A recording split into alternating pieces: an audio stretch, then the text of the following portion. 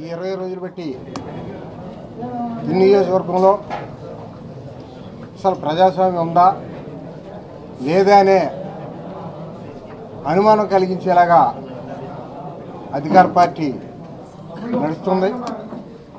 మరి ఈరోజు మీరు పత్రికా విలేకరులుగా మేము ప్రతిపక్ష పాత్రలో ఉన్నప్పటికీ ఈ రోజున ఈ 17 మందికి అధికారం లెక్క చేయకుండా, డబ్బు లెక్క చేయకుండా పార్టీలో కొనసాగినందుకు మీ అందరూ కూడా నా ధన్యవాదాలు తెలియజేస్తున్నాను. అదేవిధంగా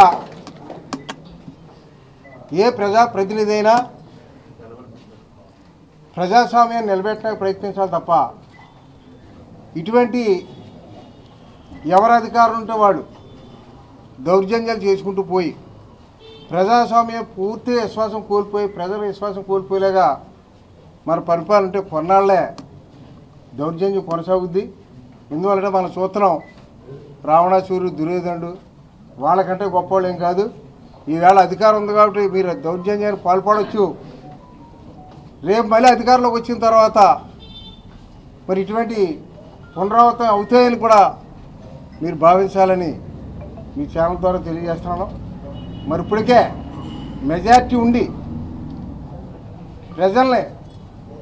ప్రజాప్రతినిధుల్ని ఓటేయకుండా వాళ్ళ యొక్క ఓటుని సద్వినియోగం చేసుకోకుండా అడ్డుకుంటున్నారంటే ఇప్పటికే నియోజకవర్గ ప్రజలకి అందరికీ అర్థమైంది.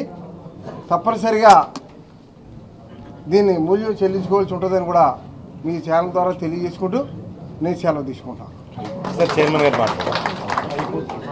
ఏదైతే వాయిదా పడిందో ఈరోజు వైస్ చైర్మన్ ఎలక్షన్ కోసం మేమందరం 17 మంది సెంటిమెంట్గా మా ఇంటికి కౌన్సిలర్స్ అందరూ వచ్చి బయలుదేరదామని సిద్ధమవుతున్న టైంలో టీడీపీ వాళ్ళందరూ రౌడీ మోక బయటకు వచ్చి మమ్మల్ని లాక్కెళ్ళడానికి, మా మీద దౌర్జన్యం చేయడానికి వాళ్ళు మా ఇంటి బయట వెయిట్ చేస్తున్నారు.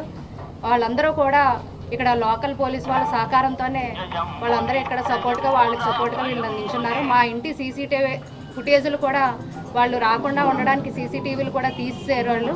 అంటే అంత దౌర్జన్యం మా ఇంటికి వచ్చి వాళ్ళు చేశారు. మాకు బలం ఉన్నా సరే మేము ఓటింగ్కి వెళ్దాం, అందరం ఇష్టపూర్వకంగా మేము ఓటింగ్కి వెళ్దాం అనేసి ముందు 2 సార్లు కూడా మమ్మల్ని అక్కడ వెళ్ళని పరిస్థితి, మమ్మల్ని ఆడవాళ్ళందరినీ బయట నించోబెట్టారు.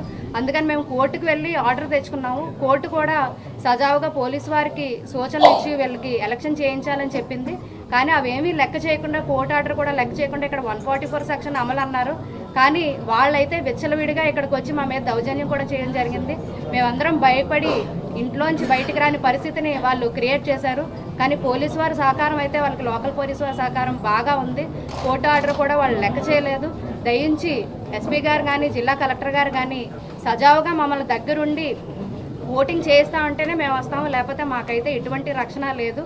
మాకు రక్షణ కల్పిస్తూ మాకు ఓటింగ్ జరిపించాలని మేము కోరుకుంటున్నాం.